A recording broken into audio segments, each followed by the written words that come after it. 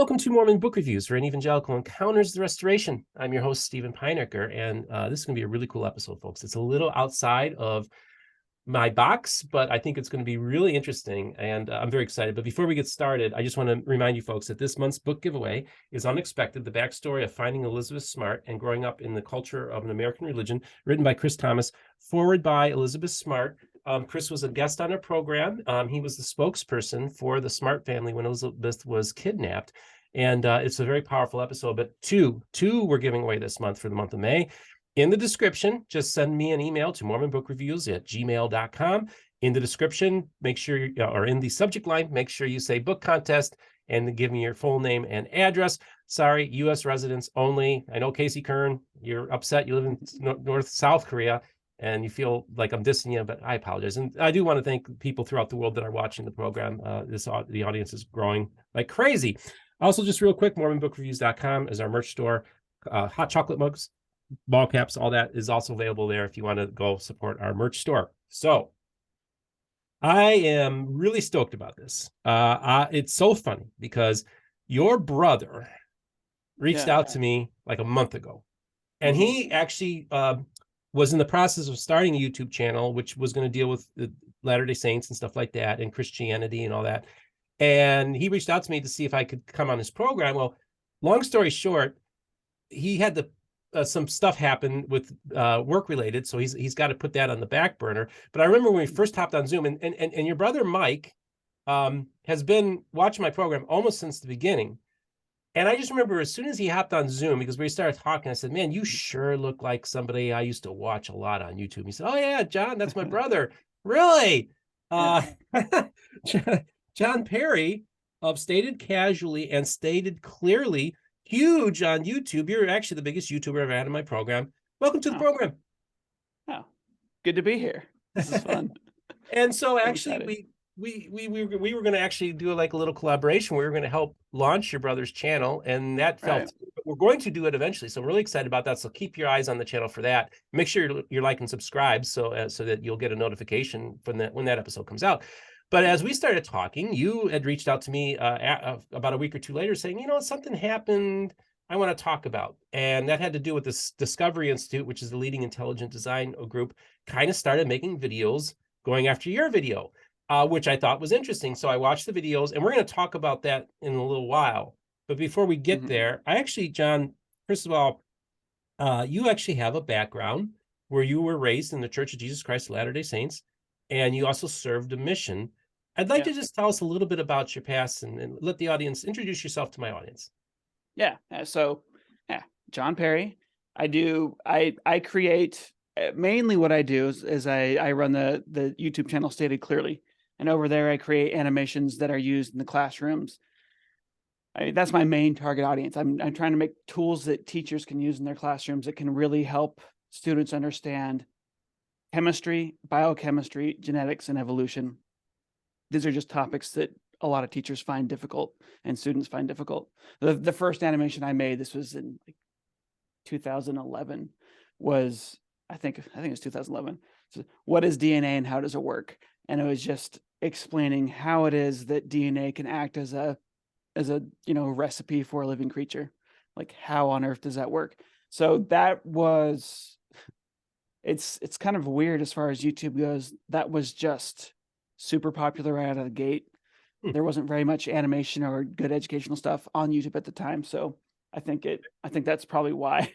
And then I had teachers asking me for more and more stuff, so I kept on making more stuff. And now I just passed 500,000 subscribers, which is like really exciting for me. I'd never imagined that this was going to be a career or something for me, but that's amazing. And like I said, and I want to actually talk a little bit more about your channel, because I started watching you. It was probably, I remember when you on your so you have Stated Casually and you've Stated Clearly. Clearly or Stated Casually, that's the smaller one, right?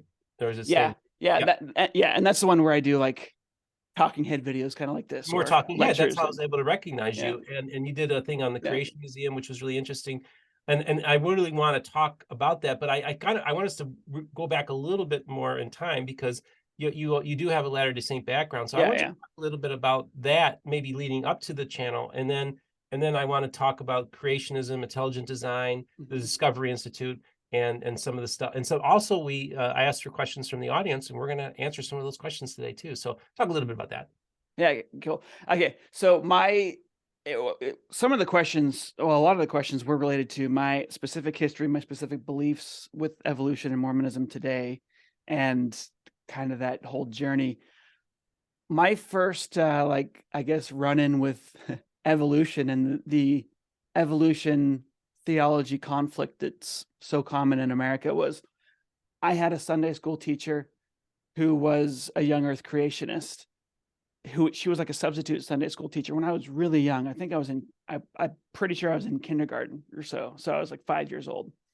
And she told us that when we went to school, that teachers were going to try to teach evolution, that it was really evil. And she basically scared us. And I remember in kindergarten, it might have been first grade, but I think it was kindergarten. My teacher told us, she said, next week we're going to start studying dinosaurs. And I was terrified because, like, first of all, I was super excited because I love dinosaurs, but she said the word study, and I just imagined like reading books and stuff. And I didn't really know how to read very well back then, so I was scared about that. But I was also just thinking about my Sunday school teacher, and it's like, oh, this is when the scientists are going to try to, make me hate God, like my teacher said they were going to do. So I was very nervous. And then we just learned about, basically all we did was we looked at pictures, drawings that someone had done where they compared dinosaurs to school buses, and we learned the names of them and we learned how big they were. So I was like, okay, I can handle this. But so my first run-in and anxiety around biology and religion was this substitute Sunday school teacher. It turns out Mormons don't generally have that strong of a creationist leaning, though I hear from you that that's changing now. There's a lot more young Earth creationists in Mormonism. I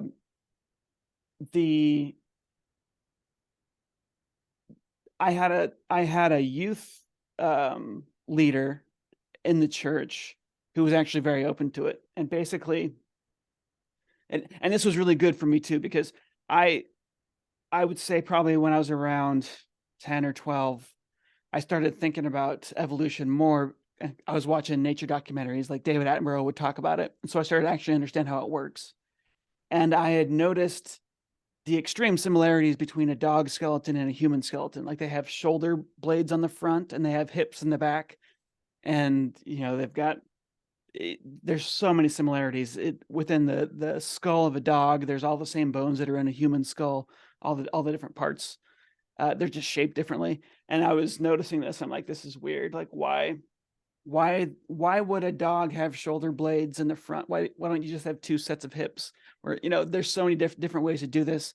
Why is there this obvious pattern of similarity here in a lineage that we would expect to be, this is a mammal and we're mammals. And I could just see this transformation, and I'm a mammal that walks upright. And so my front legs are free. So it was appealing to me for that. I also remember, watching when I'd wait for the bus in the morning. This was third grade, I know, because we had just moved to a different house, and we had a ditch next to the bus stop. And I would watch the plants throughout the year as the water level changed and how dry things were. I would watch different plant species take over the ditch, and there was this super slow motion battle for area, for this struggle for existence happening in the ditch between these plants. And then I was like, wow, this stuff is exactly what they're talking about in the nature documentaries. So I was very interested in it. And then I had a youth advisor who basically told us that it's okay to be interested in it, and you don't have to even understand how the science squares with the religion. Just know that there's stuff that's not understood yet, and that it'll eventually get figured out. So his advice was to just partition things. If there's conflict, just let there be conflict and just assume that it'll get fixed later. So that's, I think, a really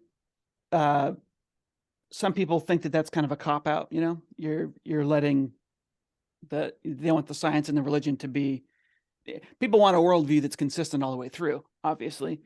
But one of the things we have to do in science all the time is we have to hold conflicting hypotheses, and you have to go 100% into one when you're exploring that one, and then be able to go 100% into the other one when you're exploring that one. So this exercise of being able to hold two concepts in your mind is actually super important for lots of things, including understanding political ideas, understanding why different people from different backgrounds are in conflict, all of that stuff. This is a very important practice. So I don't see it as this negative thing that so many other people do. So that was really nice. I had issues with Mormon theology for different reasons. Science was not really an issue for theology for me, especially since I had that youth instructor who was helping me kind of see things that way. My issues with Mormon theology since for a very long time have just been, I just didn't fully buy it. Like as a seminary student, I perceived a pretty big difference in seriousness between the Book of Mormon and the Bible. I felt like the Book of Mormon didn't understand human nature very well. It was like a cartoon. You have like these soldiers that can't get killed, and this one guy who can cut off everybody's arm. And you have, there was just a lot of stories. There was a story about, I can't even remember the name of the guy in the Book of Mormon, but he was the atheist preacher. Yeah, Korihor. Mm-hmm. And it was just like everything was so, you get your just desserts. He ends up being deaf and dumb, and like everything was just, it felt like a cartoon. There were parts of the Bible that felt like a cartoon to me too, but there were other parts of the Bible that felt like history of a large group of people. Yeah, the other thing that really blew my mind about the Book of Mormon is there was 200 years of peace after Jesus, and nothing written about that. I'm like, 200 years. If you think about how much progress you would have in a civilization in 200 years with zero war and conflict, that would be insane. And that's not even written about. It's just skipped over till the next war. There's a lot of things that bothered me about that just didn't sit well with me. And then I decided to serve a mission anyways. I was pretty transparent about all my issues with theology to my leaders, but I was encouraged to go on a mission anyways. I wanted to gain a testimony as a missionary. I mean, I had a little bit of one, but I wanted to gain a really strong one. And so I was incredibly strict as a Mormon missionary. I didn't want to screw up I didn't want to have any reason to doubt that I had distanced myself from God, right? So I was incredibly strict. My companions hated me for this, because I would follow every single rule to a T. I became a zone leader. I became, there was I was a very successful missionary. I was in Brazil, and I was involved in, in teaching and helping. You always say that it wasn't me who converted someone, it was God, it was the Holy Ghost, right, that converted people. But I was involved in 21 baptisms, which was insane for that mission. But Brazil is pretty high for baptisms, but it was because I was following all the rules extremely strictly. I was like, yeah, people did not like me. My companions did not like me. But for me, one of the biggest insights I had, I just remember keep having this epiphany, is I felt like I had been sent there to help these poor people who didn't know how to live right, that didn't have the right gospel and so on.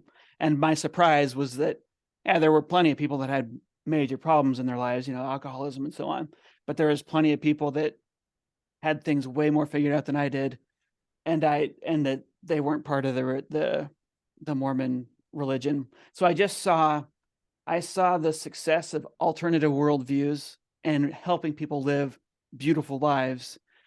And my conclusion at the end of my mission was that religion is a cultural invention, and that the different gods that we worship are parts of our culture more so than they are parts of, you know, the universe. So you The actually, actual you were still on your mission when you came to this conclusion. Yes, but I didn't let myself fully swallow it until my mission president released me. And then when I came back home, I had been accepted into BYU. And so I was like, crap. Well, I guess I should keep trying. Okay. So I did try to stay with it when I was at BYU.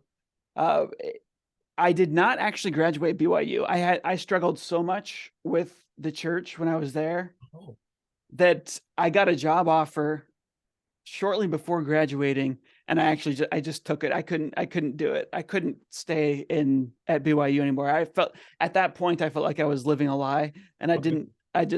there was too much anxiety involved in it. So I took this job. And so I actually have no degree because of that. It's like my religious anxiety um, kicked myself out of college. But Huh. I ended up moving to Tennessee. Again, I tried to stay with the church a little bit longer there because I didn't know many people, and it was a good way to get to know Sure. Yeah. people.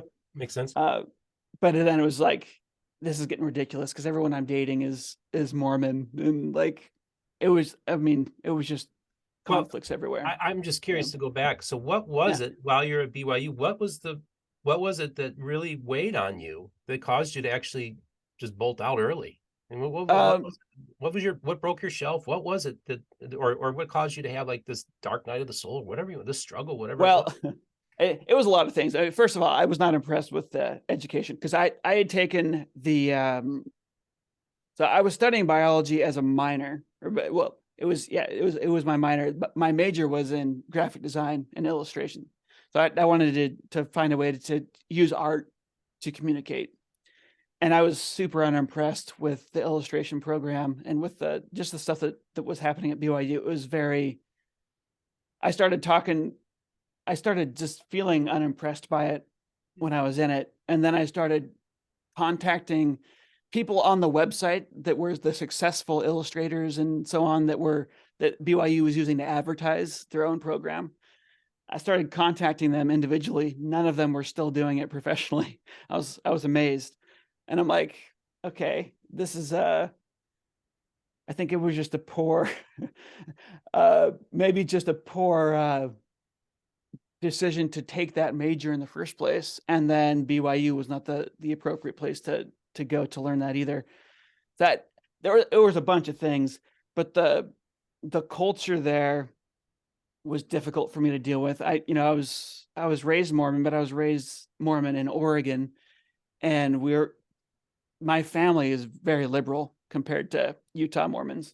Uh, my girlfriend at BYU was Black, and I had an older guy get really mad at me for interracial dating Hmm. there. And I learned that there was a pretty big group of people who were still upset about that in Utah. And that shocked me. So I was dealing with, I did a deep dive into racism within Mormon history. And that was a little bit disturbing for me, which I suppose I should have done that before I was a missionary, but, and then at that time too, there was the big push for the gay marriage stuff in California. Mm. And the church was dumping a bunch of money into protesting gay marriage in California. And it just seemed so crazy to me because I had been the way that I saw that is that people within the gay community, you have a really healthy part of it where people care about long-term relationships and stability. And you also have, as in every different sexual subculture, you have this part where people are exploiting each other and doing things that are hurtful. And, like young people who are kicked out of their families and kicked out of their circles, and if they go into the wrong area within that community, they can get taken advantage of. And I'm like, why are we not encouraging the healthy part of this community and helping them be super visible so that people do not fall into these traps when they're young? So I was very shocked at the church's disdain for gay marriage. I thought that's, why would you not want more family stability? So there was a bunch of things that were just bothering me all at once, and the culture there I felt was just in deep conflict with how I felt about things. And on top of that, I felt honest with, I mean, I was doing what I was told to do, is to try and keep with it, and your testimony will come, but it felt dishonest. I mean, my leaders knew what my issues were, but my peers did not. I pretty much hid stuff, my doubts and stuff, from my peers, and it just felt kind of gross to me. So there's a lot of things building up. I got this job offer. It was a really good job offer too. Okay. Yeah. Well, then the question I have, you talk about the graphic design department. What about your education in the field of biology at BYU? How did you feel like you got a good education there? Okay, so most of I had already done 2 years at a community college, and so I didn't actually take that much biology at BYU. But what I took there, it felt totally fine. There were no qualms. There was no conflict with what I had learned at community college and what I learned at BYU. It was totally, basically, a secular education. The professors, I had read a lot about what different professors thought, and there's a diversity of thought among BYU professors about how to cope with evolution. But I really just mainly liked what my youth leader had taught me, which was just, if there's conflict, just, that's fine. Just don't, when you're worrying about your faith and how to be a good father and so on, you can get a lot of guidance and information from your religion. When you're trying to learn about why humans have 5 fingers instead of 6, you can look at our evolutionary ancestry, right? So my view on that was just, if there's conflict, let that be. It's fine. Some of the BYU professors have an attitude very similar to that. Others are more literalists, and then others are, there's all sorts of thought on it, but they actually teach the normal theory of evolution, and they do great. There's a bunch of insect research, insect genetics. They've helped reestablish different evolutionary trees for certain insect lineages that were not well understood before. I mean, there's great research that comes out of BYU in biology. Yeah. So that really good natural history stuff too. Just, yeah. So it's interesting because, of course, you always were interested in science and biology and evolution and everything like that, and then you get this great job. You move to Tennessee, and then kind of just talk about what happens next. Yeah. You did, and then we can start talking about the origins of your channel a little bit too. Yeah. So in Tennessee, I eventually left the church. I lived there I worked for this company for 2 years. It went out of business. It was a startup company. It went out of business with the housing crash in 2008, or maybe it was 2009 that we actually went out of business.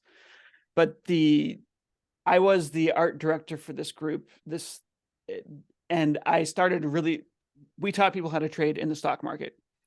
And so I worked with the guy who, was teaching that, and I worked on, how do I take his information and make it more palatable, make it easier for people to understand. I come from a family of educators, and so I'd always been very focused on education. When I was in Tennessee, I also started volunteering at a zoo, and I would do talks about biology there.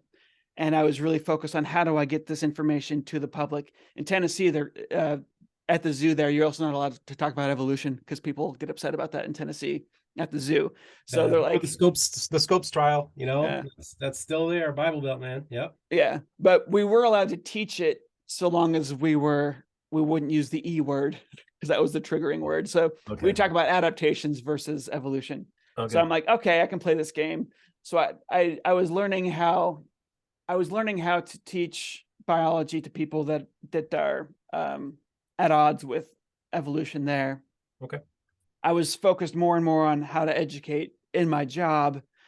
And then after that, when that company went out of business, I got hired by Oregon State University to basically do the same thing for professors. I was taking all of their lectures and working with professors to take that and move it to online courses. And that's my whole focus there was biology and chemistry. And that was really cool because I also got to talk to students and interview students and see what they thought about the lessons we were making.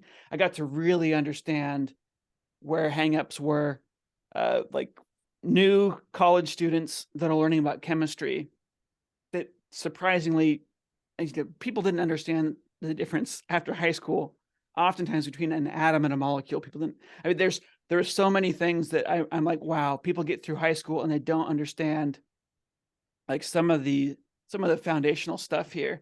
And I think a lot of it is because there's not good visuals, or in a textbook, you're seeing things separated in chapters and it's often hard to see the connections. So Stated Clearly was my attempt to really make it super obvious how all these things are connected. So my first animation, what is DNA and how does it work? I'm showing people how the chemistry connects all the way up to the actual anatomy of an animal and so on. I mean, it very, very basically, I'm not going into details at all, but I'm showing we zoom in and out of cells. I just show how this all connects. And that's what I think high school teachers have found so useful about this is it's really, these lessons act as a kind of a like slap in the face introduction. They it gives you just a really broad bird's eye view of what's going to happen before you dive into the details, which they're going to talk about in the lectures of the classroom. So yeah, that's the whole origin of that. I just, from my job, I became more and more interested in education specifically. And then I ended up actually working in education. And then that gave rise to my YouTube channel. So, and I think I discovered you about 5 or 6 years ago. So you understand, folks, I was still very much hardcore atheist during this period of time. So I was watching Matt Dillahunty, I was watching Aaron Ra, I was watching your stuff, and really what got me interested is when you did that 5-part series on going to the Ark Encounter. Yeah, and also did you go to the Creation Museum too? Or was it? Yes. So you did a thing about Ken Ham's Ark Encounter and the Creation Museum. And I wanted to ask you, at this point, were you still working for the University of Oregon, or were they, or was it Oregon State or University of Oregon? I'm sorry, is it Oregon State? OSU, Oregon State. Oh, okay, yeah. Oregon State. So how long were you working for Oregon State, and then when did this become a full-time job? And then I want you to talk about your little pilgrimage to the Creation Museum and Ark Encounter, because that's when our worlds start intertwining with each other. Yeah, I only worked for OSU for, it was a little bit less. It was less than a year that I worked there. I had issues. Well, there were conflicts with my boss. We were dramatically overcharging students for this, and I made a fuss about that way too early in my career there, so I got in trouble. We were pulling in. We were charging out-of-state tuition for online courses. Almost all of our courses were garbage. It was literally PDFs and PowerPoints just uploaded.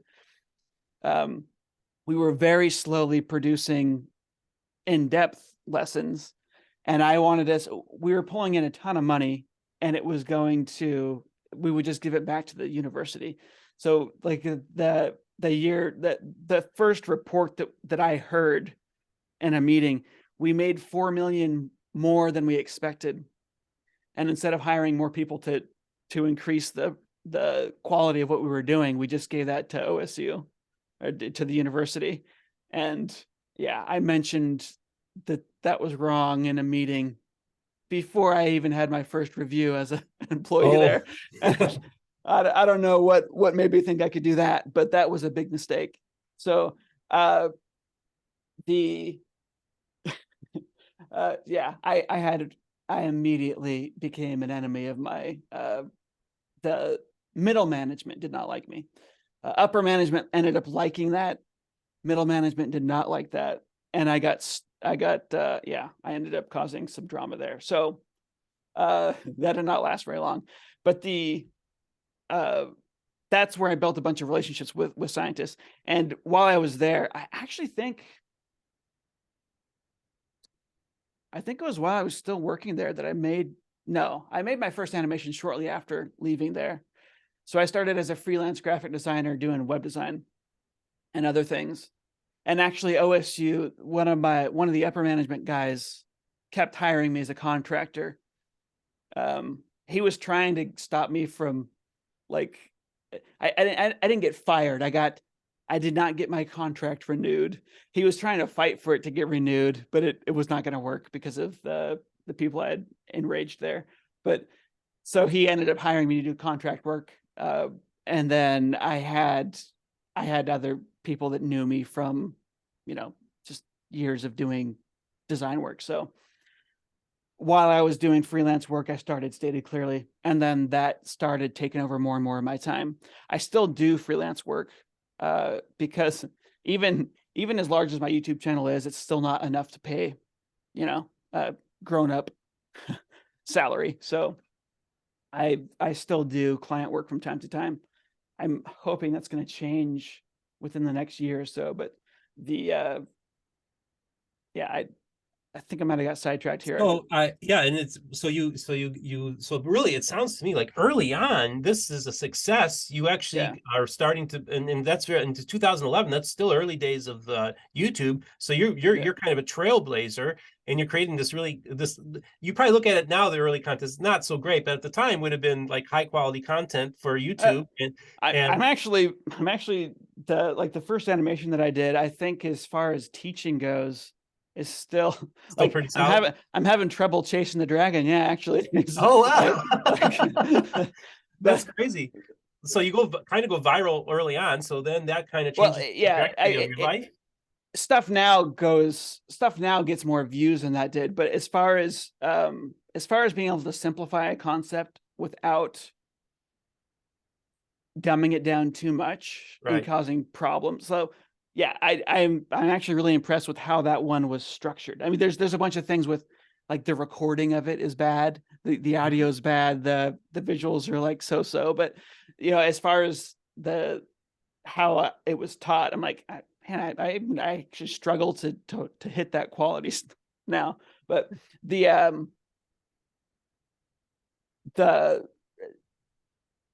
what really helped me early on too is I started getting a grant to do Origin of Life lessons, which will take us into, and we'll talk about some of the videos I did for Origin of Life later. But I started getting actual grants, and that's the only way to stay alive on YouTube, is either to start advertising for people, which you see that most YouTubers, like, brought to you by whatever shaving cream or whatever. I never wanted to do that. That's really cringy, especially if what you're doing is designed for classrooms. And I ended up getting research groups that would, they would give me grants because I'd be talking about a subject that they're researching. And so that's where a lot of stuff comes from. And I have an agreement with them. I'm like, this is not a,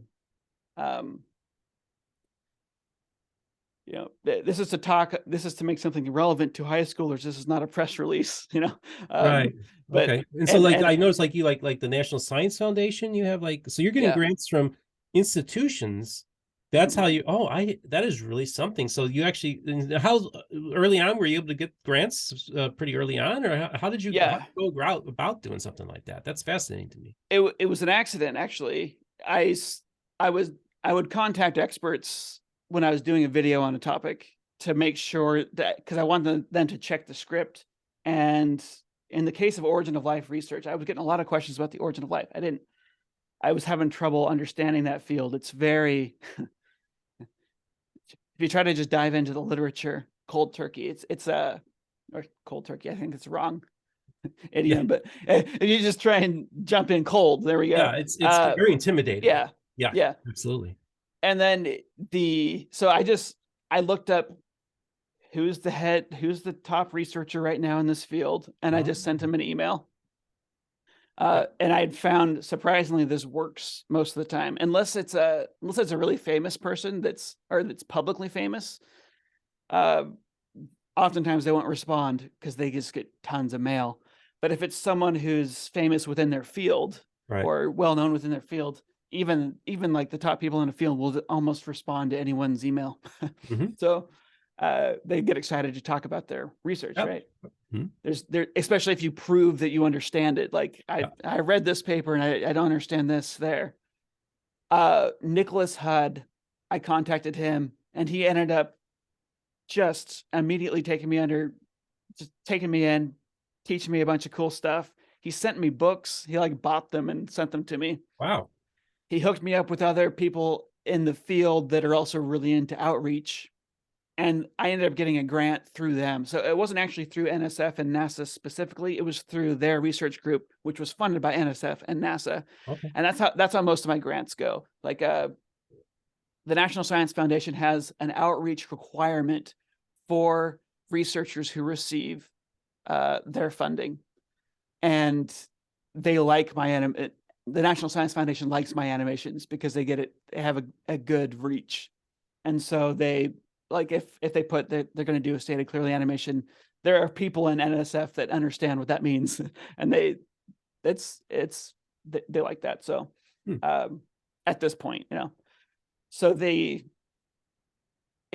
my first grant was very small, but they had a program where they were trying to get artists to find ways to incorporate origin of life stuff into their art, and they weren't super impressed with what was happening. It was like they had they really liked what was being produced by the artists, but the audience wouldn't go away understanding much more about the science.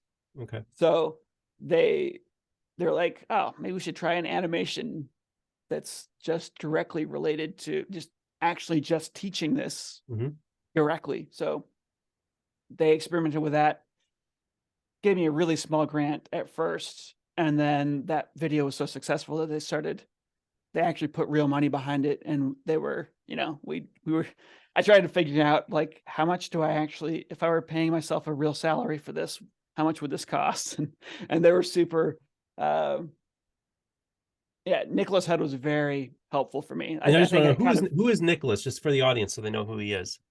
Nicholas Hudd he's an origin of life researcher who was the head of a really big NASA-funded and NSF-funded research group that lasted for 10 years. The National Science Foundation, they consider origin of life to be kind of like a kind of a side curiosity and NASA does too. NASA is always, there's good practical reason for NASA to understand origin of life stuff, because like the first trips to the moon, right? They were terrified about what sort of pathogens might be on the moon, or, like, could there be organisms that are going to infect humans? We just didn't know. So trying to figure out how would we even find them and recognize them. Has very practical application for NASA. And then the National Science Foundation really likes to invest in things like this every once in a while for short periods of time, because scientists get so excited about it. And, the philosophy at the National Science Foundation is, let's find smart people that are super excited about something and give them money to let them explore it and see what happens. That's how that philosophy has triggered massive innovation in U.S. science. We've pretty much won the science wars.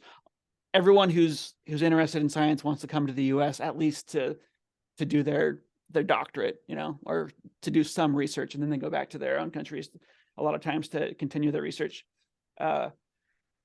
and a lot of it is because of that attitude. Like we'll throw money behind stuff that's, that people are just excited about, so that we can trigger intelligent people to focus. Well, So I just want to kind of talk a little bit about too, because what's so fascinating, I want to key in on what you says. We won the science wars, and that, America is the leading, science with scientific innovations when it comes to inventions, the academics and everything like that, and people come through those world.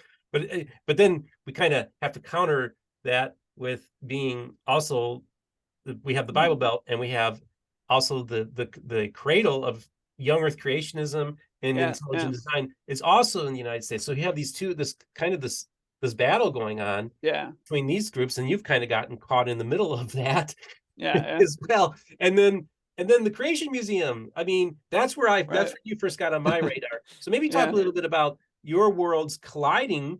And then, of course, just recently you kind of got in the middle of it with the Discovery Institute, but let's give a little background. Yeah. So, it's inevitable that I was going to get wrapped up in this drama. I mean, I think it was was it the late 80s or the 90s that the Discovery Institute came into being. Michael Behe published the irreducible complexity concept, which was extremely catchy. Like, it really caught on in the minds of non-specialists. Biologists were not impressed with it immediately. I mean, we already know how things like irreducible complexity can evolve. We already have lots of examples of this. He used the bacterial flagellum as his example, which is something was not well studied. Its evolutionary history was not studied at the time. So he could use that as an example, and he could say, "Oh, no one knows how this evolved," and that's correct. And even today, it's not super well understood how that specific thing evolved, but we understand how. You look at the stinger of a bee; it's an irreducibly complex structure, and we understand its evolutionary origin extremely well. He would just not use examples like that because we understand them. He would use examples that are not well understood, and that caught on really well in the American minds, for people who wanted to reject evolution. For the tensions that I had growing up, it's when you have this, when the science and the religious worldviews are not aligned, there is a really strong urge to kind of force one to be right and the other to be wrong, or force them to be married and perfectly harmonious. We don't like to have a worldview that's not consistent, right? So there's that tension. As far as there's lots of ways we could go. Well, what I want to talk about too is because so just to give you the Discovery students. I mean, I used to really delve deep into this, but originally they weren't even an intelligent design organization. They actually were they focused on transportation and stuff like that issues. They became a foundation, then it evolved into becoming the leading advocates of intelligent design. So even their origin story is a little different. It wasn't intended originally to be that. And then, so that you have the intelligent design movement, which I remember in the 90s, that was really, really a big deal. And it seemed like it was going to be a major challenge to the biological evolution. I, for a while, really thought there might have been something to it. At this time, I would have been a believing Christian who maybe wouldn't have been a young Earth creationist at the time, but definitely had a lot of issues with evolution and probably would have used creationist arguments. I want to talk a little bit more about the Discovery Institute, but I also want to kind of shoehorn it because it's so interesting, because the intelligent design folks try to differentiate themselves from young Earth creationists. The thing is, though, and we can see it in the video that they did going after your video, is they use the exact same tactics that young Earth creationists do. But I want to go and talk a little bit about your experience also with young Earth creationism when you did those videos. What kind of feedback did you get from creationists? What was your experience like going to the Creation Museum as well as the Ark Encounter? Just talk a little bit about that. I want to kind of give us a little background to kind of talk about creationism and also intelligent design, and talk about their similarities and some of their differences. Yeah, so that trip was super fun. I went there with another educator. She's actually in the medical field. we met at this like science communication camp thing. So her and I went to the Ark Encounter, and just to see what it was all about, you know. And I was filming stuff there, to kind of planning in my head to do maybe a little mini series about it. Before I went there, I contacted Nathaniel Jeanson, who is the creationist geneticist researcher. He works at the Creation Museum, and I was just talking to him, explaining who I am. He knew who I was. I wasn't like being undercover or something like that. So he totally knew who I was. He agreed to do. He's like, if you come, we're gonna hang out. I'll give you like a behind the scenes tour of the Creation Museum. It was awesome. He was super cool to hang out with, Nathaniel Jeanson. He gave me a signed copy of his book, and but he, you know, obviously he and I disagree deeply on the science, but he was very hospitable. That was kind of my interpretation of everything there. Is people were just like, I mean, they made me pay to get into the museum, but they weren't going to let me come in for free or something. But when I was in there, they were just showing me around. They'd let me film stuff. They'd let me ask questions. It was great. And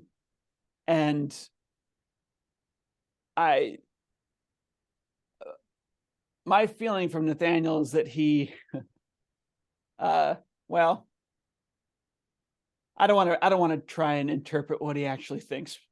It's not really fair, but my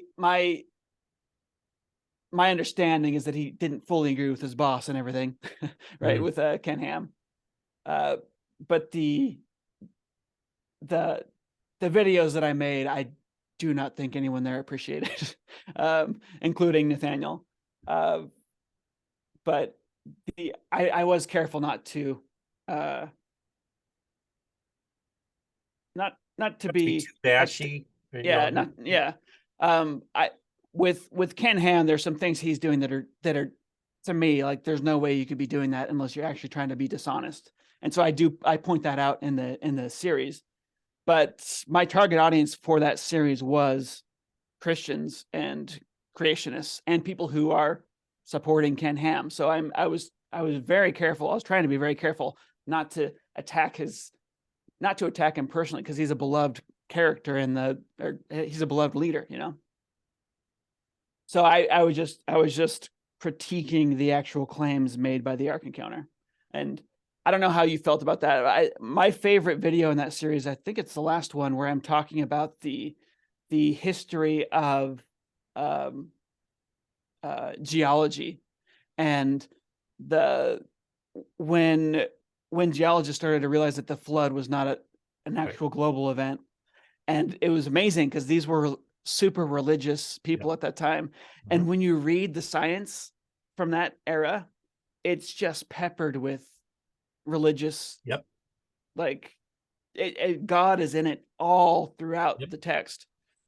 It's really interesting to go back and see that, and then kind of see like what shifted and how, and you know, it's so fascinating because, you know, people, they really think like there's this satanic conspiracy that's they're making things up, and they're saying that there isn't correct dating methods. You don't realize modern geology, as we would understand the beginnings of modern geology, was established by Christian scientists, not the religion, just scientists who happen to be Christian. And this was established. Modern geology was in many ways established before Darwin comes on the scene. You know, that's the thing, because the argument always is, see, I would say that if modern geology happened after Darwinism, then you could say, well, see, they were just trying to make things up to make the dates work. No, we knew that these were longer periods of time than what the Bible talked about. And we also know that, you know, geology was not there to, you know, none of these people had the intention to undermine God or undermine the Bible. They just wanted to, because the scriptures even tells us we have the word and we also have the creation. And so Christians were encouraged to study the creation as a description of God's creation. This was the whole point of modern science, comes out of this, and all this, it comes from a Christian Western worldview. So this was not some satanic conspiracy that was been put into motion to undermine the Bible, which is what a lot of people think, and what a lot of people don't realize this is as well, is that modern young earth creationism is modern. This is not historic Christianity. Matter of fact, now this is the one thing they don't like to talk about, Ken Ham especially.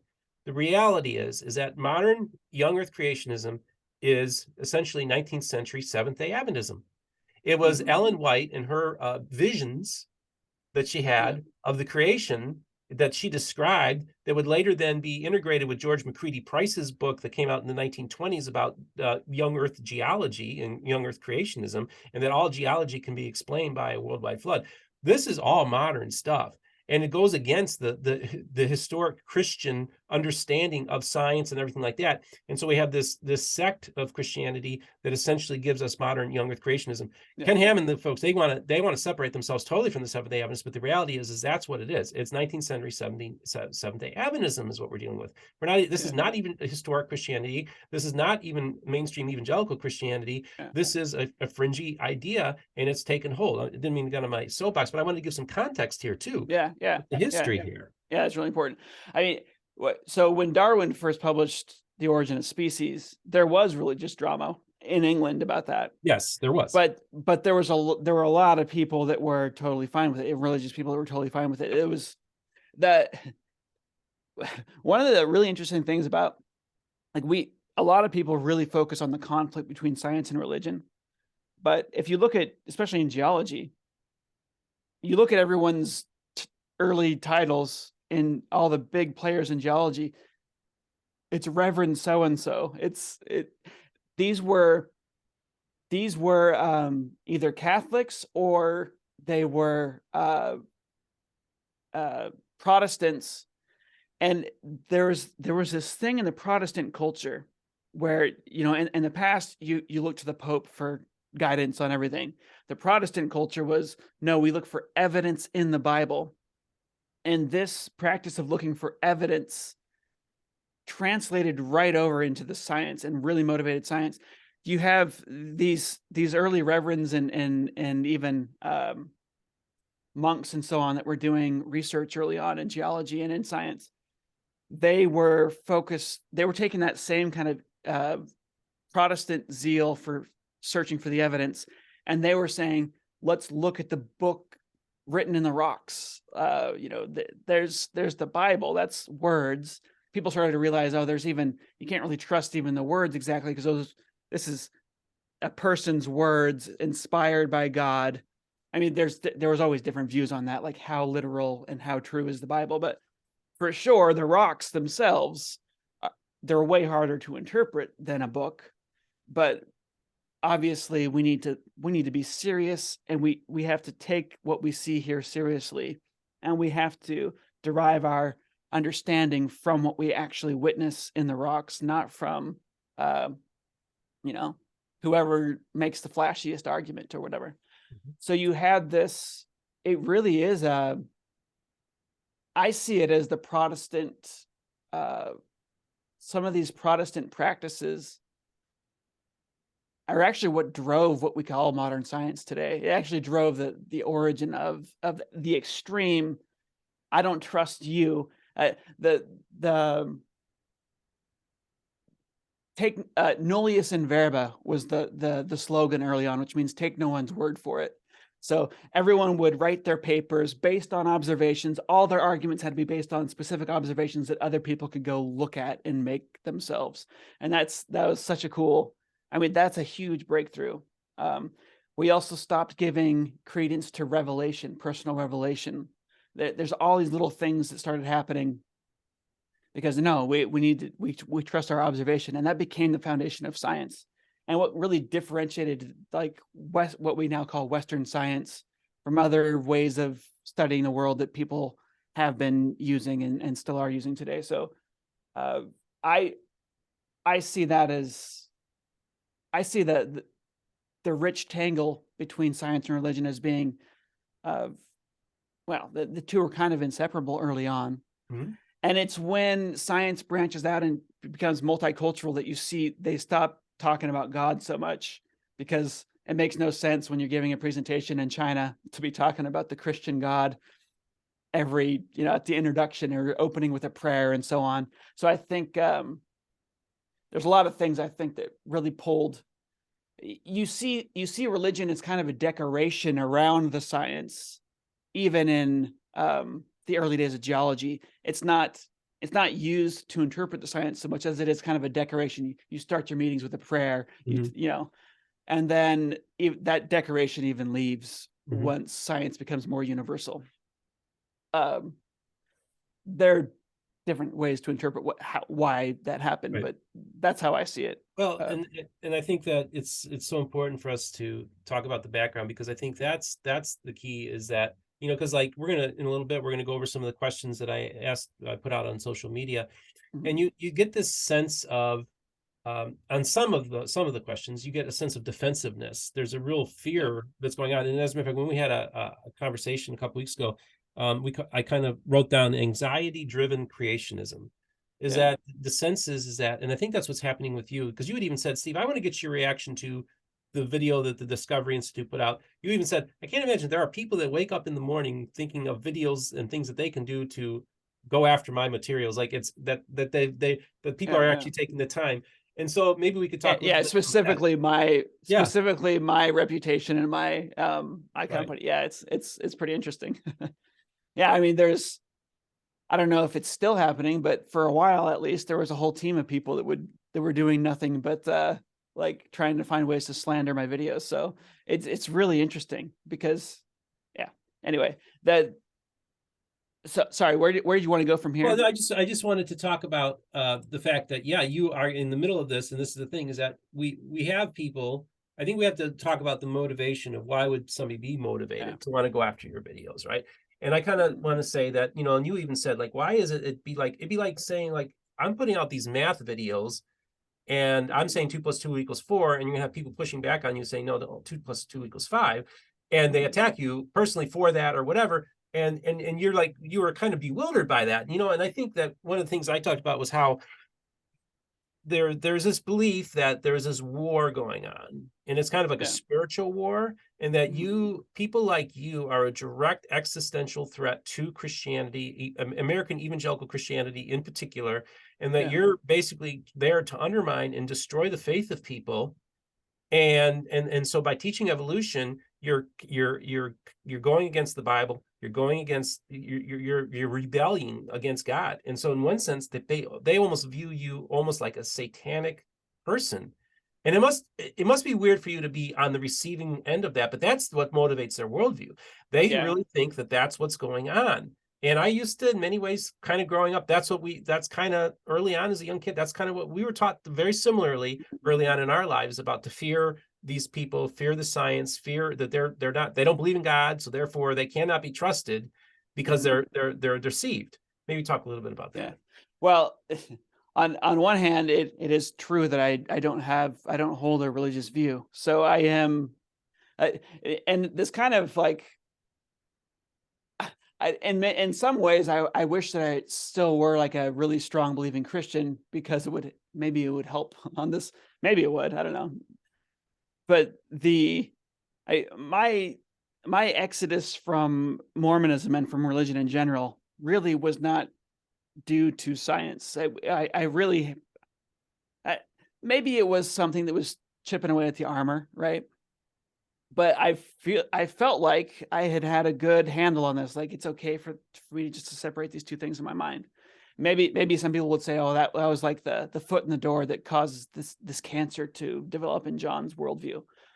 But my frustration with Mormonism, like I mentioned before, there was a bunch of other things that were bothering me about it, and I just very much view gods as these cultural entities. And that's my tentative conclusion. Like, certainly there's things that could cause that to change, but I do not have bad feelings toward, like I said, I feel like religion had a very important, like Christianity specifically, Protestant Christianity specifically, had a huge impact on what science is today. Christians know how to use logic. That's how Martin Luther, that's how the Lutheran, the Protestant movement happened. It was let's use reason and try and figure out what this stuff is actually all about. So I've tried to be as careful as possible in everything that I do, not to be like anti-religion. And in fact, the first Stated Clearly video that I did is I took offline before it got popular, even because in it I had mentioned I had talked directly about the Pope, how people in religions, they trust, a lot of times they'll trust a religious figure. And I was contrasting that with science. And I decided that was kind of it was too close to home. It's inappropriate for me to be. I had a cartoon drawing of the Pope, which some people could interpret as being offensive. I was not intended to be offensive, but I was looking at him just like, this doesn't feel right. So I've been very careful to try to make everything I do accessible to people who are religious and not feel attacked. But there's this underlying anxiety where people are going to feel attacked anyway. So. And it's true that I am not religious. Did I get sidetracked? So yeah, so it's you got this thing where you put these videos out. And first of all, tell us the name of the video that you put out that the Discovery Institute went after, and then also the name of the video that the Discovery Institute put out. So I'm going to put links in the description for those of you who'd like to watch it. Maybe talk a little bit about that interaction that you've been having there too. And then you were kind of caught off guard too. You didn't know this was coming, right? Well, yeah. Well, okay. They've been doing it for years, actually. The Discovery Institute started doing animations that are similar to my art style, same color schemes and so on. They've been doing that for years. And they'll do the same topics that I do. So, you know, if I have one on whale evolution, they talk about whale evolution and they so they've been kind of patterning themselves after what you do. Did they ever directly address you until this recent one, or would they reference you? Because it sounds like, so what they were doing was they were actually trying to create a counter to what you were doing all this time. Right. Wow. Yeah. Well, yeah, for several years. Yeah. No, what would happen is they would create a video that's obviously mimicking something that I'm doing. And then random people would send me an email about it. Some of them probably from the Discovery, they're probably trying, what you want to do on YouTube if you're trying to get attention is you want to poke somebody and get them to respond and have a back and forth. That's especially if you have a smaller channel, you can, if you poke someone with a bigger channel and you actually get them to respond, your audience is going to grow. So I think that's what they were trying to do. There's another thing that happens anytime there's something that really takes hold in the community that becomes convincing for a lot of people in science, any big discovery that people are excited about in science, the creationist kind of machine likes to use those keywords and produce lots of articles and lots of videos and so on, so that you can have, if a Christian kid is looking up that topic and gets excited about it, he's going to find all the reasons not to take it seriously. It's kind of like an attempt to censor the internet, I suppose.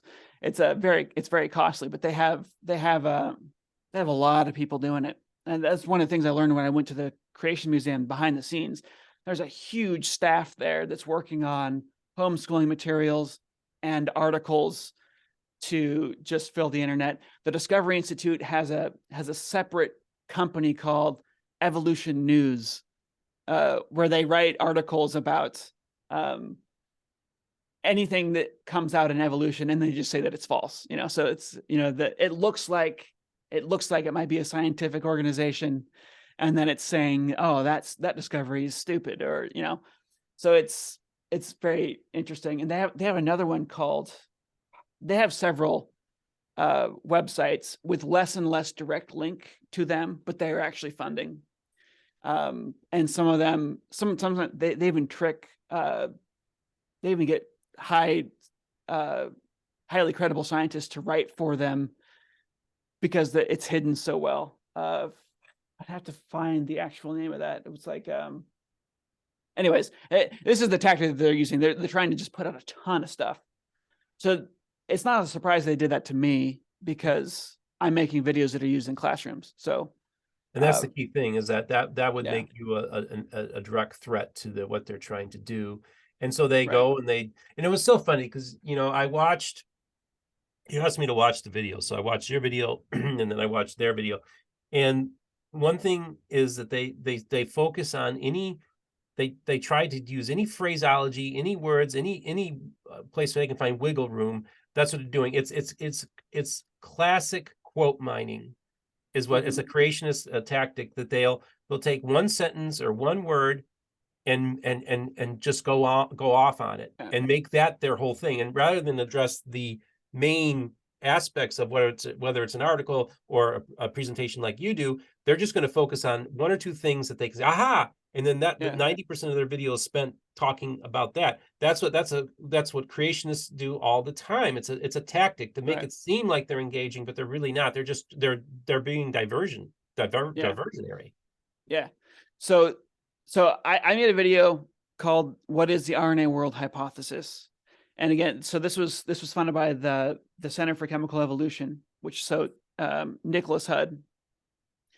And when he and I first set out to do a series of animations about the origin of life, our goal, one of the things that we were trying to fight against, is that there are all of these articles, these news articles, whenever a new discovery is made in origin of life research, where in the title and so on, they will exaggerate the impact of the discovery, because that's what you do in science journalism. Is, you got to get someone to click on the article. So a lot of times what Nick had noticed is that the general public actually, and this is the big complaint that Rob Stadler, who writes for the Discovery Institute on origin of life, he's really upset about this.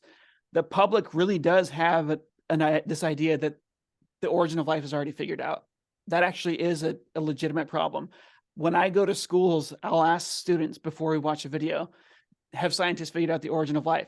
And probably like 25% of the class will say yes. After they watch the video, I'll ask again, and maybe like one person will say yes. So I'm like, okay, our videos are working. What we're trying to do is show people this is not figured out. There's a lot of progress happening.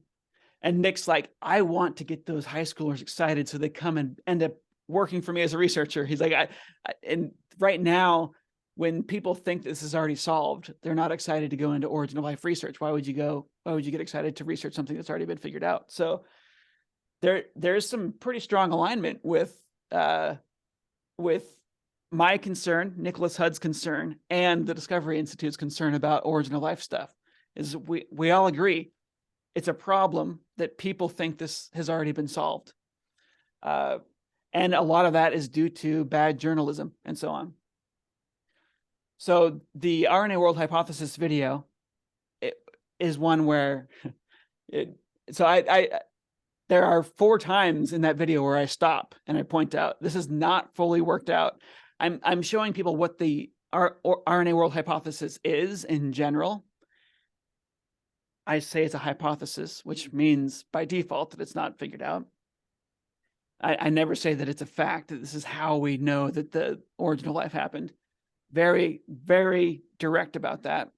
And then I talk about, at the very end, I talk about different avenues that are also being studied because we don't know if this is it. I also have a video about the metabolism first hypothesis. And in that, I do a lot more attacking of the RNA world hypothesis because we're talking about why a different hypothesis is so important here. So I do find it interesting that they're accusing me of telling people that this is already figured out, because that's exactly not what we're doing. In fact, when I show this video in classes, I do the before and after specific question about this topic. And it's only the kid who wasn't paying attention that will raise his hand and say, yeah, scientists already figured this out. I like that. I think, a good friend of mine said we need to approach these things with epistemological humility. I think what happens is that when you're dealing with kind of a fundamentalist mindset, and I have to say we can be guilty of it. Again, when I say we can be, because I still think like an atheist in many ways, because I was an atheist for such a long period of time. Sometimes atheists can be fundamentalists in their approach, like science has figured it out. Biological evolution is a fact. I mean, they'll state things very firmly, okay? and it'll come across like it's already been figured out. The science has figured out your Bible's garbage. It doesn't stop, it serves no purpose. It does not give us any, any clue of the origin of life. So they attack their scriptures. Then they make then they're saying, well, this is a substitute for your scriptures. That's why it becomes a battle royale, like a zero-sum game, right? And so when you're watching the Discovery Institute's attack on you, they're not taking into account the nuance that you're using, and that you're making a point to say this is the best information we have at the time. This is the hypothesis. This is how it works. So you're describing the hypothesis, and they're taking it as like he's saying that this is what happened, and then see now they're misrepresenting what you're trying to say. And so I think that we all need to be careful on both sides, is that we don't try to come across too firmly, like knowing this is it for sure. Right. I think we all can use nuance, and I think the Discovery Institute, you need to also maybe recognize that you need to be a little bit more honest in the way that you're portraying Jon's videos, because he's not saying this is it, and this is what science has already figured out. No, this is what science is exploring. This is what it's trying to understand. And that reminds me, when I deconverted out of evangelical Christianity, one of the first things I did was I went and read a ton of science books. And actually in around the mid to late 2000s, and I don't know if they still do it, but there was this every year they'd have like the best science writing of 2008, the best science writing of 2007. And they had a whole bunch of them. And they were very user friendly, and they were just like the best articles written about science in that year. So I read a ton of those. I just kept on reading and reading and reading them. And so I tell people, I said, it's not that within the idea of evolution is that for sure, or that certain things. It's like I got to understand evolution. I understood what biological evolution was, what it was trying to convey, and rather than say that I'm making a faith claim, that I'm making a statement that's like a truth claim that's absolute. I'm just saying, no, you need to understand biological evolution. It needs to be properly described and understood, rather than the straw man arguments that the creationists and the people at the Discovery Institute use, because then they're doing the kids a disservice. And this is the thing. Speaking of education, one of the biggest, Ken Ham brings this up all the time. Yeah. He says one of the main reasons kids end up, when they, with a lot of kids, shortly after they graduate from high school and they go into college, that's when they lose a large percentage of evangelical youth. And Ken Ham says, and one of the number one reasons they do it is because of evolution and creationism. And that's one of the top reasons why they're leaving. And the problem with Ken is he doesn't understand. He then doubles down on creationism. Right. That's the issue, is that they're exposed to the actual science. They're actually exposed to the proper understanding of biological evolution. And they're like, oh, now I get it. And then because they are taught a literalistic view of the Bible, they just chuck the whole thing. And Ken seems to think if we just double down on that, that's going to help. No, it's not helping. Kids are leaving in droves. That's the reality. So, and that's what you're dealing with, is with the kids, too, with the education. Right, and like you're saying, that because of that, I'm seen as the devil, right? Because it is hard. So I do want to point out. So the video that was recently attacked is, what is the RNA world hypothesis? That's the stated clearly animation. And then the video that the Discovery Institute made to attack that is called Origin of Life. You can't trust everything you hear. And that's a series called Long Story Short. And that's on the Discovery Institute's YouTube channel. And what they'll do is they advertise that plays on the start of my videos, because you can do that on YouTube. You can have your video play as a skippable ad on someone else's video. So it's a clever way to try and get someone's attention and try and get them to do a response video, so you can get so the goal there is to try and get people not to watch my video, right? It's or to not take it seriously when they do watch it. Now the animation that they made, I don't think there's anything worth what they're doing is they're doing quote mining, and they're hacking things up, and they're even showing there's some really wild stuff that they did in there that's very dishonest. But Rob Stadler, who writes about my videos on the Evolution News website, there are some of his critiques where if he had been on my team that was analyzing the video, the script and stuff before I published it. There's some of the things he said on there that I probably would have changed stuff. So he talks about, I show a chain of RNA replicating, and I show single nucleotides attaching to it. And he points out that that's not possible. And he's right there. When you're starting the formation of a secondary chain, you need some sort of a seed. This is true of all crystal formation. You need some sort of a seed to start the crystal. And you do need that on the replication of a chain of RNA. I could have added that in there pretty easily, probably with not distracting to the flow of the video. I could have just shown it visually and not had to stop and explain it, right? There are little things like that I could have done to make it more accurate or more true to, more realistic. But I mean, it is a 2D cartoon. I mean, I could have made it more realistic by making it a 3D cartoon. I could have, instead of making it colorful, I could have used, in real life, RNA is clear, and you can't, it doesn't actually, there's lots of things I could have done to make it more realistic. But if I had had someone complaining about certain things on my review team, I would have taken those things more seriously. He is very much driven to try to find issues with my stuff and blow them out of proportion. But that's what I want when I'm getting people to review my stuff before I publish it, So if I were doing Origin of Life stuff, I might invite him to be on the team that does that in the future. You ought to start sending him your stuff. Say, hey, why don't you critique? It'd be kind of fun it'd be interesting. Years ago, he had written a book about Origin of Life stuff, and he emailed me. He was upset about my videos, and I'm like, well, why don't you come on my channel and we'll talk about it. He was on my channel twice. I gave him almost 4 hours to critique my videos, and then so I don't know. It's kind of weird that he felt like he needs to go and then do stuff where it's like slandering my stuff. I literally gave him 4 hours of my audience time to critique stuff directly, but I guess that wasn't enough for him. So but he's it's interesting. The psychology behind this is very interesting. Yeah, it is. And I used to think very much like them. And it's funny because, as being an atheist for quite a while, so I still, in many ways, still see a similar worldview, see things very similar. I don't try to, this is the key other thing too. I think what's so important is that when I was a hardcore atheist, I was quite arrogant, would belittle people of faith, make fun of them. I could be a lot like Christopher Hitchens in that way. Yeah. And I always tell people, I do have an inner Christopher Hitchens that every once in a while does come out, but I try to keep him tamped down because I don't want to be an acid-tongued person. I just think it's important that we understand that I'm not saying because I understand biological evolution doesn't mean that I think you're stupid.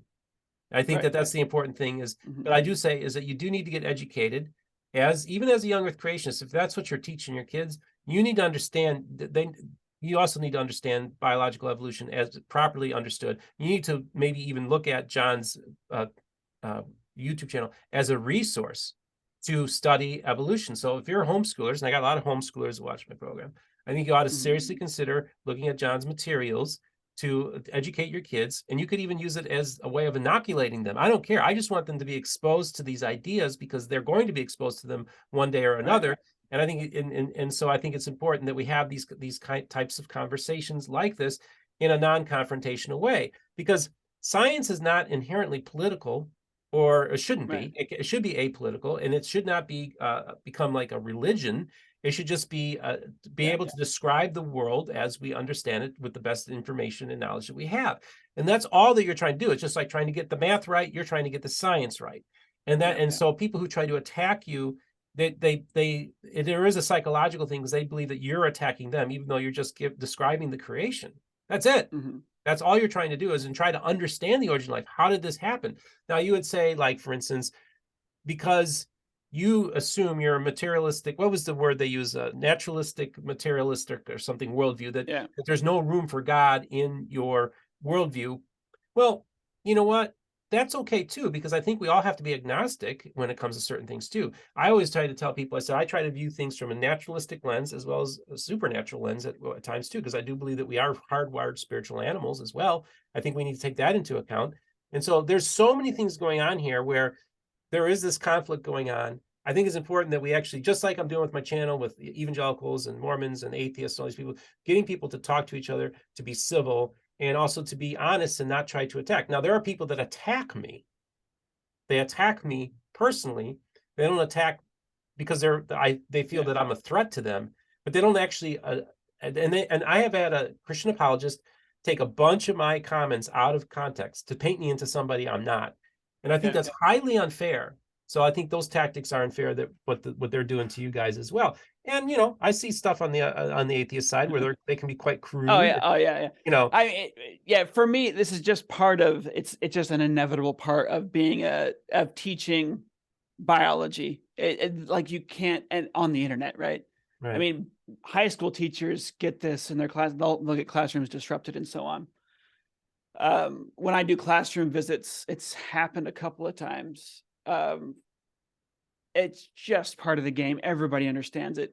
That one reason they're trying to advertise on my videos is so they can probably get teachers to stop using these in their classrooms. But those teachers already know what the game is. They know exactly what the anti-evolution stuff is. They understand this. I've actually, since I got attacks on these videos, whenever the Discovery Institute attacks a video, it gets more views and I earn more money. Yeah. So and they're paying to advertise on your videos too, so they're helping fund your channel, ironically enough. But and I don't think it doesn't seem to have an effect on my actual audience. I get letters which seem like it might be fake, like it might be people from the Discovery Institute with fake emails that are emailing me and say, "Oh, this guy roasted you," and blah blah blah. And it's like, okay, these people are trying to trigger me to make a response video on my channel. Well, you had asked that I put out on social media the other day. You had asked maybe if my audience had questions, and you wanted to, and so we got quite a few good questions from the audience. I posted on different social media platforms, as well as my community page on YouTube and Reddit and other places. And I basically wanted questions from my audience about evolution. So why don't you just tackle some of those questions? Talk a little bit about that. There's a lot. So I'm just going to go from the start of the list that I have there. So Nathan Smith, I kind of summarized his question here. He wanted to understand the biggest misunderstandings by non-specialists and by specialists about evolution. And I thought that was cool that he included specialists in there, because the study of biology is so huge and there's so many big innovations happening in our understanding of biology that different branches of the field are not caught up on other branches of the field. So they're actually, when you're a generalist like me, where you're trying to synthesize this for like high school students, so I really go broad, I can actually see where different fields are struggling to connect with other parts of the field. And then how should we address these misunderstandings, especially when there's active misinformation being spread by like the Discovery Institute and so on. So there's a lot of common misunderstandings, and these have to do with just the fact that evolution is a weird thing to think about. It took forever for scientists to figure it out, right? Darwin was like the mid 1800s is when we finally figured this out. And you'd think that we would have figured this out way earlier, but no, it took a long time. It took until, England had this obsession with collecting animals from around the world and stuffing them and putting them in museums. It took until people had a lot of this information in their face about biodiversity that we really started to realize, oh, look at all these connections. I think that if it weren't for Darwin, for sure, someone else would have just done this within the next probably 10 years or so. It was just a discovery waiting to be talked about. But we actually had he's the co-discoverer with I'm blanking on his name right now. See, this is the horrors of history. Like Darwin gets all the credit for something that he Right. He did an excellent job, by the way, writing about it and convincing people. Like that first book, Origin of Species, was so well done. But yeah, it was not really. It was inevitable. But it is super weird for us to think this way. Like evolution is a trial and error process. There's descent with modification, and then some of those modifications will be good and some of them will be bad as far as survival and reproduction goes. It's super weird to think that a trial and error system like this could have created the most complicated things we know of. The human brain is spectacular. The stinger of a bee, like I mentioned before, spectacular. How it blows the mind that this stuff could be invented through a trial and error process that is natural. So let's see. I put on here, evolutionary change should happen at a consistent rate. That is a misconception that people have. Some of the people that you mentioned earlier that had hostile questions, they were talking about why is it that we have this lizard that looks the same for millions of years, where the mammals supposedly changed dramatically during this time. Evolutionary change at the anatomical level does not happen at a consistent rate. If a thing works within a specific niche, within a specific way of living, it'll actually get locked in a phenotype, the way that an organism is built, that'll get locked in to where any deviation, slight deviation to the left or to the right, will actually be detrimental to those organisms that are already have reached a pinnacle, a local pinnacle of structural of phenotype. Mm-hmm. And within a specific way of living. You don't get evolutionary change until that way of living ends up not being good anymore because the environment changed dramatically, or you have what's called a key innovation, where there's a mutation that happens to not only be beneficial, but it's substantially beneficial and triggers a new bout of competition within that population. And you can wait almost forever for that to happen if some organism is really successful. And we can see the same thing with business, like the Bic ballpoint pen. You can't compete with that. Like that was with the 1950s or 60s that was introduced to the market, and nobody has come up with a better way to make a pen. Like lots of people have tried.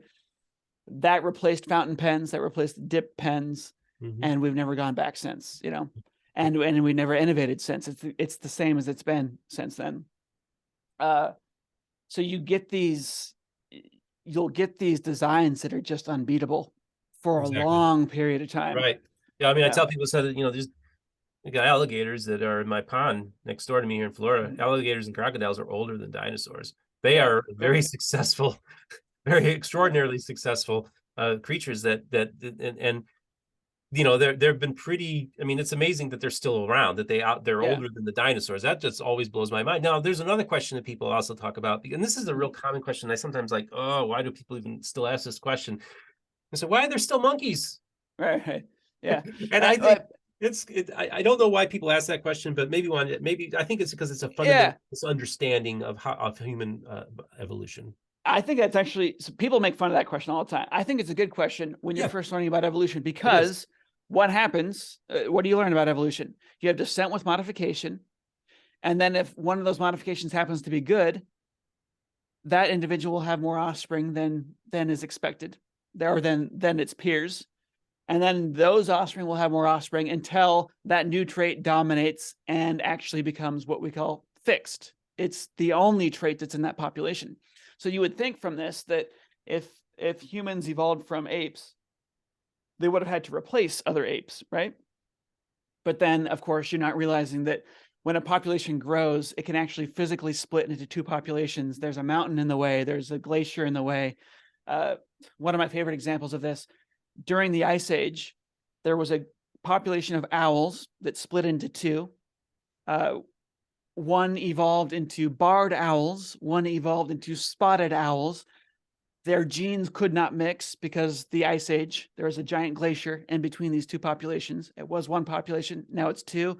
Now they have different selection pressures that they're subjected to, and they have different mutations that they have to play with because they're different populations.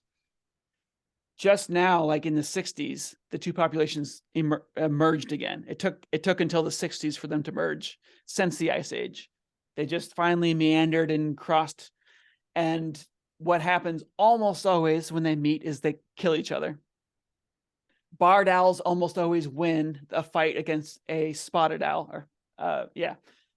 Sometimes male spotted owls will mate with female barred owls. That's the only cross that we've seen. It's male spotted to female barred. And sometimes they will succeed in having offspring. We don't know if their offspring are very successful, though, because they haven't taken off. There's a couple things that can happen here. We know they're still somewhat compatible. Their genes aren't so different now that they can no longer mate. They are sometimes mating and forming hybrids. What might happen is that the barred owl might absorb the spotted owl genome and might just completely, they might just interbreed with them completely and absorb them. The barred owl would absorb that because they're bigger. So the spotted owl would be lost in that case. And any beneficial mutations in the spotted owl will end up exploding within the barred owl population. And so you'll get, you can get rapid evolution in that way through hybrid. But it looks like that's not happening. It looks like what's happening is the gene flow is not happening. They're too distinct at this point, even though they've only been separated for thousands of years, not millions of years. Actually, maybe it might be a little bit over 1 million. It's a fairly recent split. But mainly they go to war when they come in contact with each other. They fight over territory. And so this happens. You have splitting. You can have merging in evolution, which is what we're kind of seeing with these two. They split and now they're merging again, maybe. You have all these interesting dynamics that allow for things like humans to evolve from apes without displacing those apes specifically. So you still have apes diverging as well. A little bit long-winded there. But it's interesting because, just looking at the skeletons behind you. Yeah. Okay. Yeah. And maybe I think what's so interesting is, of course, there's a Neanderthal, isn't there? No, I only have modern animals here. Oh, those are all modern. Yeah, the big gorilla? one here. The great ape? This big one here is a gorilla. Okay. Human. And then chimpanzee. This is a juvenile chimpanzee and then an adult male chimpanzee. So this big crest here, that's unique to adult chimpanzees, specifically the males that have a larger crest. It's huge in the gorilla. Female gorillas don't have the crests. Most of them don't. Some females are more masculine and they will have that too. But this develops during puberty. So this is a chimp just going through puberty, just getting its wisdom teeth to come in there. They get wisdom teeth just like we do. And you can see his skull is completely round like a human's. Doesn't have that crest. And the baby chimpanzee has a skull that looks human. Very human. In human evolution, we have what's called neoteny, where we have the juvenile trait, just the juvenile brain size and traits just keep expanding like in the juvenile way into adulthood. So we are very childlike. We're very childlike, and our males are very feminine compared to other apes. We have this very juvenile state that we are in. And there are other things that happen that give us the big brain. We actually start developing a much larger brain faster before we're born too, which is why there's so many problems with birth. So many birth pains in humans compared to other apes. But so these are all modern. I don't have any fossil. So it's fascinating because you had talked about like the rise of human evolution, in that And you were doing the idea of the owls and the populations, and they break off, and then they reemerge. We kind of just getting right. We kind of see a similar pattern with Homo sapiens and Neanderthals, where Yes. they branch off, but then we do see some interbreeding. So we also have that historically in the Right. human evolution as well. Maybe describe that a little bit. Yeah. This touches a little bit on one of the other questions, which was the missing link question. Yes. Someone was asking about the significance of missing links, or this concept of missing links. Let me read that question, and then we'll try. I can read. You want me to read it real quick? I'll read it. Yeah. And guide me so I don't forget the question you just asked me. But so Dega Vertigo says young Earth creationists were often taught the idea of a missing link as being a critical failure in Darwinism. How would you define it? Is it even an issue in evolutionary biology? Was it ever a weakness in the theory or evidence? Yeah. So this concept of a missing link. So when Darwin published The Origin of Species, we didn't know of, I don't think we even knew of Neanderthals when he published it. We knew of Neanderthals by the time he had died, and people were starting to talk about them in the context of evolution, but it wasn't even clear back then if they were different than humans. I mean, anatomically, they're quite a bit different, but there's lots of human groups that are anatomically different. So it wasn't necessarily obvious that they were a different species. And we did not have, we didn't have an understanding of human evolution. We had chimps and gorillas. People debated what's closer, a chimp or a gorilla, to humans within that evolution. But we didn't have this extensive fossil record that we have now of humans. Now we have over a dozen very distinct populations that really blur the line between humans and other apes. But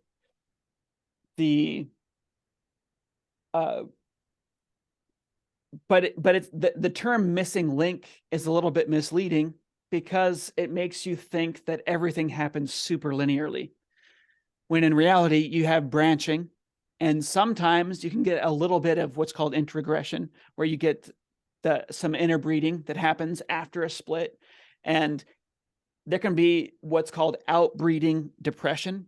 That's when the two lineages have diverged so much that when they do interbreed, the offspring that result from that have major problems, maybe just trouble surviving. With humans, you also have cultural things that might stop people from reproducing. There might be massive persecution and stuff. For sure, there was persecution between these groups. This and the same kind of bigotry that we have today, even just with races, by the way, are not at all different species. The difference between humans and Neanderthals is way larger than the difference between different human races today. So the different human populations today. But yeah, we do know now that Neanderthals were interbreeding with humans a little bit, especially in Europe. And then Denisovians, another fossil group, was interbreeding in Asia. Yep. And we know this because we can actually get Neanderthal DNA from some samples. Some samples have enough DNA intact that we can figure out how they were different from us. And we were like, wow, some of that's in Europeans. There was a little bit of interbreeding. And imagine how that would have happened. Most likely it happened in unpleasant ways, through war and conquest, which is how a lot of interbreeding happened between groups in human history. But there could have been some nice little romances in Romeo and Juliet style. I like to believe there might have been. We're really, this is going a lot longer than I anticipated. So I don't know if we're going to be able to get to all the questions today. I actually want to ask a couple more, and then I think what we ought to do is maybe have you come back on and maybe do some more questions and answers down the road too. Maybe that'd be fun. I think this actually ties into a question that Vicky Rasmussen said. What does survival of the fittest mean for modern humans, and how does the second law of thermodynamics apply to evolution? These are some, and that's the thing too, is like survival of the fittest that's not probably the best term to use even to describe things, because we also found that actually the part of the reason why we human beings, Homo sapiens, are here was not necessarily all survival of the fittest. It also had to do with altruism and also looking out for each other too. So we have that happening too. So it wasn't just all blood. It also was, there was also altruism and other selflessness instead of selfishness, Right. and self-sacrifice that also got us here as well.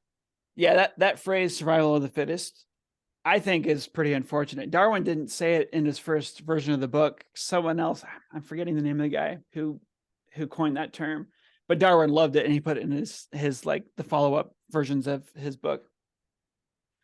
But the reason it's been misinterpreted so much is because it's like it makes it seem like everyone's fighting each other.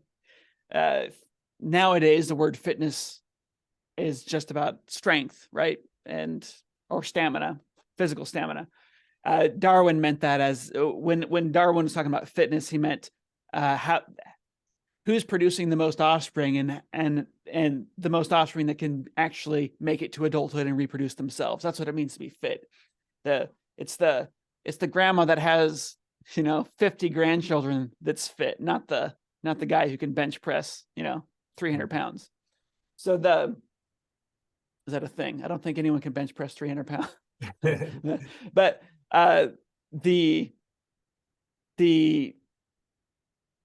that's what's meant by fitness is reproductive fitness. Right. So what does it mean today? Well, it means what it's always meant, which groups are producing the more offspring and raising those offspring to adulthood. And one of the traits for raising lots of offspring to adulthood is cooperation. So altruism is an evolved trait in humans and in many social species. And it evolves in bacteria. It's working with other organisms is an extremely useful way to produce more offspring for yourself. We also now know from a genetic perspective, we have this thing called inclusive fitness, which means that as far as a gene is concerned, as an individual gene, if you work out the math, it doesn't matter if that gene is actually duplicated, that specific instance of the gene is duplicated, or if a copy of that gene in a different organism is duplicated. So you can actually get things like in honeybees, most individuals don't reproduce at all. They just help the queen reproduce. And that's actually spreading their genes because the queen has the same genes as them. So you have inclusive fitness that we've learned now that we study genetics, and we can work the math out of how natural selection works.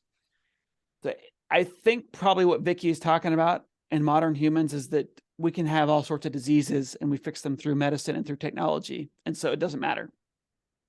And that's true.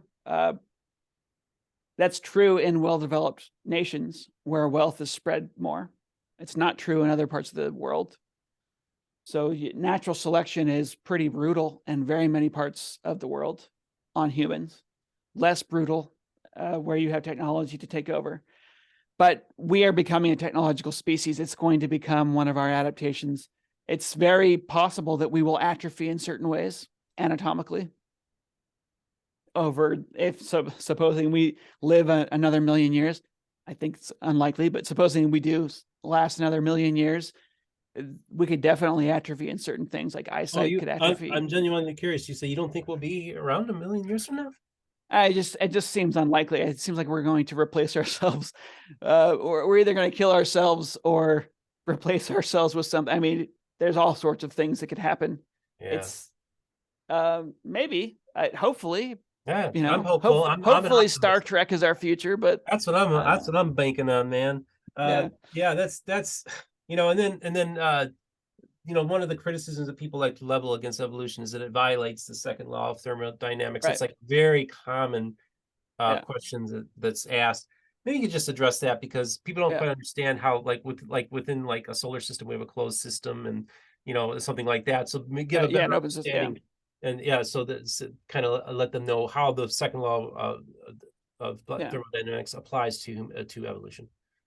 Yeah, thermodynamics was all about the transfer of energy within a system, right? I mean, this is like steam engine science, but it's very applicable to organizations in general and energy transfer in general. It's very applicable to biology, super applicable.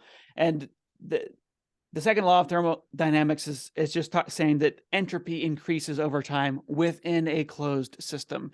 Entropy is often described as disorder, or just the dissipation of usable energy. Energy becomes so like if you have cold cream and hot coffee or hot chocolate for this audience, right?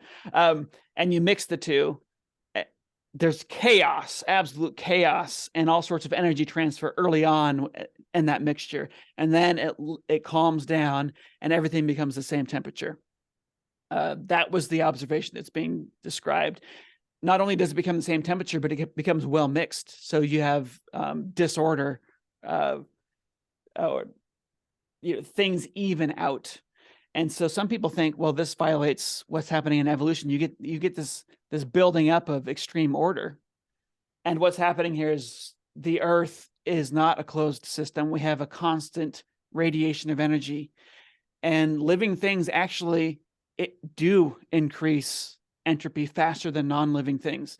We take that energy and we convert it through replication. We convert it into copies of ourselves, essentially rough copies of ourselves. In the case of sexual reproducers, we're not exactly copying ourselves. We're making something new, but that process turns that energy into infrared radiation far more efficiently than other means. So actually, like Schrödinger, who studied entropy in the context of life, talks about us as being these we eat, I think he called it neg entropy, or can't remember what the term he called for it, but we eat high energy sources and we convert them into low energy sources, and we admit that. So there's this huge trail of entropy that we leave behind ourselves. We are not violating the second law of thermodynamics at all. We are increasing entropy in the cosmos. So, well, I think we're going in close to 2 hours here, and even your brother asked a question, and I got questions from Valerie and Westwood, and I want to scriptural mastery. I want to maybe solicit some more questions for our next episode, where we could do like a Q&A where we could have some more of these questions asked, because a lot of people don't really know a lot about biological evolution. We wanted to give them some knowledge and information out there. I think it's important that we have these kind of conversations, because when I'm talking to evangelicals and progressives and members of the Church of Jesus Christ of Latter-day Saints and other various groups of the Restoration, that varies on the understanding of the spectrum of different like science. A lot of people just don't understand it very well, and that's fine, because some people they're too busy. They're a plumber and they're working too hard. They don't have time.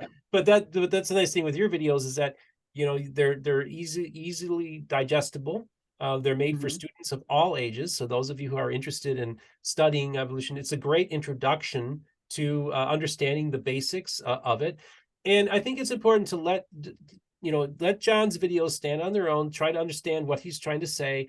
And then I also want you to try to think critically, so that when people are criticizing his videos, are they just taking things out of context, or are they truly engaging your materials, the entirety of your materials, and not just nitpicking? And when you see that, whenever, and this goes for all discussions, whether it's politics, religion, anything, if your opponents are just doing a little bit of quote mining and they're just taking things out of context, that tells you everything you need to know. So you also, this could be a good teaching tool for you to realize that, hey, if somebody's being misrepresented, then why is that happening? And you also just need to be aware of that. There's a lot of people out there that have a particular agenda, that want to put out a certain narrative, and they're going to exploit whatever they can and try to take things out of context. And always be wary of that. Don't fall for that kind of stuff, folks. And you know what? Don't fall for confirmation bias. Don't fall for the people that are telling you the things you want to hear.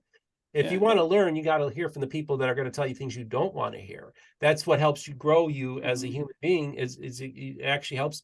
You need to, like I tell people, I said, I'm here to challenge your faith, but I'm not here to destroy your faith or undermine it. I'm here to strengthen your faith by presenting this information to my audience that they may not be fully aware of, and let them grapple with it. But I think you'll come out as a better person, a better educated person as well from this. And again, not condescending, there's a lot of, I don't understand physics, man. There's a lot of things I don't understand. I'm not trying to say that I know certain things and I'm gonna figure out. I just want you to understand where Jon is coming from, what biological evolution is all about.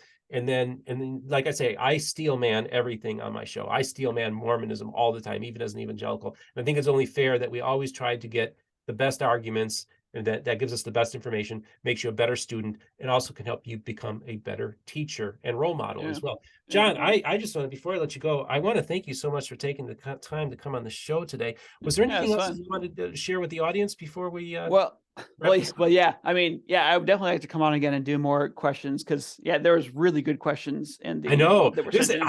I didn't anticipate this being taking this long. So yeah. This is great. Well, yeah, I can be long because I love this topic, so I can be long winded, but hopefully in a good way. Yeah. What I want to say about the criticism and so like these videos that are attacking my stuff and the articles that are attacking my stuff, I actually like the creationist movement. There is a lot of stuff that's inappropriate in the way that they're doing things, right? With straw manning and so on. But also you also have people that are highly motivated to critique what you're doing. And that, for me as a producer, it's good to see that and see what they're finding. Like I mentioned before, there are some things where if Rob Stadler had been reviewing my video, I would have taken some of those critiques seriously. And I would have, I could have stopped a potential misunderstanding here and there. When you're simplifying a scientific concept, there's always this struggle. Like, am I simplifying it too much? Am I sacrificing too much for the quick digestion versus, confusion? So, I mean, there are really good things about this. Michael Behe, he did this. He wrote this concept of irreducible complexity. I think that concept in and of itself it's a pretty cool concept. He really pinpointed what is it about complex systems that's so hard for people to believe could have happened through natural processes. And I really appreciate that. There's lots of little gems tucked into what I see as otherwise being just vandalism. That's what I see a lot of the stuff. It's just scientific vandalism, but there are little gems in there that are valuable and interesting to think about. So I do encourage people, just go ahead and take it with a grain of salt, and the science can be difficult to learn about, especially if you feel like it is conflicting with your religious views. Take it slow. You don't have to. If you start to get uncomfortable, it's okay to step away from it for a bit, and you don't have to take it literally, but trying to understand how it is that scientists understand this stuff, why they think the way they think. Why is it that we are so convinced that evolution is a thing, right? That's important to understand. There are great scientists out there doing great work who also reject the theory of evolution, and they don't work in that field. They're dentists, they're working in dental research, or they're doing physics, or they're doing chemistry or whatever. That's okay. I mean, this is one field of science. It's one that I love deeply and that I find to be extremely interesting and wonderful. But I understand that people have these difficulties with it. And I just hope that I can be helpful as people are trying to dive into this topic. And that's the key thing, just to be helpful and be respectful. But also point out when maybe you're being misrepresented as well. I like I said, I get attacked. Okay, every once in a while, it's really not a big deal. And sometimes I'll feel like I have to call it out just to be corrective. But the key thing is that, as a Christian, just do it in love. And as a human being, recognizing that the humanity in all of us, that we all are, whether you believe we're all God's children or we're just all related, we're all related to each other either way. And so we also have to look at it from a humanist perspective as well, and to be humane and kind. Yep. And these are universal principles that we can all apply to our dialogue, and it can be civil, and it doesn't have to be attack. And that's the key thing. It's just coming to the table, having these civil conversations, and have an open mind, I'm glad that you said that, you know, he has some gems. He makes some interesting points that you can even recognize some of the value in what he's doing as well. Because again, it's okay for people to push back on science. You know, we had this conversation before that, you know, scientists left unbridled can also lead to some Oh things yeah. too, Yeah. you know. So Yeah. we have to realize that sometimes morality and ethics and all these kind of things can also be there to inform the scientific process as well, that it can't just be one way or the other. And so I think that's the role that religion and ethical systems can play in also challenging science. You know, let's not go too far on some of this stuff, because some of these scientists will go take things too far if given the opportunity to do so.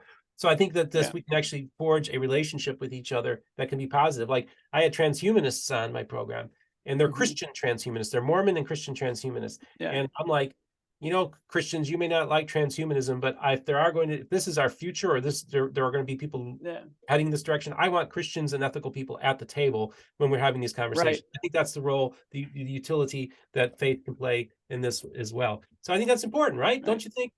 Yeah. The young Earth creationist movement has stopped a lot of Christians from going into science, going into biology specifically. So that, like I said, there are many scientists that are even young Earth creationists in other fields. It's not that they don't exist in the field of evolutionary biology, you know. And what they're doing is they're uninviting themselves to the table when crazy decisions are being made in a laboratory behind closed doors. Are we going to genetically engineer this? What are we doing here with this organism? Like, there's crazy decisions being made in these laboratories, and evangelical Christians have elected not to participate in those discussions. It's a huge problem. Like, we need people from diverse backgrounds to be weighing in on what's happening. Because, like I said, this happens. Do we want to put a computer chip in the brain to do this? Do we want to mix the genes of this animal with this animal? What about human chimeras? What about building those? So like all of these decisions, like you said, there are some scientists that are just like, oh, let's do it. And you want, no matter what the reason, if it's a theological reason or whatever, for like being hesitant, like, hey, let's hit the pause button on this field of research. If it's what the public wants for whatever reason, scientists should understand that there's concern here, and you need to be in the field to be taken seriously. So, folks, evangelicals, see, that's the thing. That's a great point. That's we're sometimes, often now, not in those rooms. When we were in the past, that was us people in the rooms. We've taken ourselves out of them, and I think it's important that our voices be heard in these conversations as well. And in the process of the scientific method and all this kind of stuff, it's important that we're involved in this whole thing, because by cutting ourselves off from that world, we're actually kind of we're actually becoming irrelevant. And the scriptures tells us we're to be salt and light. We're supposed to be relevant to the world. And biological evolution and the biological sciences need to have Christians actively engaged in them as well. So that's a great point on your part, Jon. I really appreciate you bringing that out, the importance of doing that, and why we as Christians, we can come to the table with different beliefs and everything like that.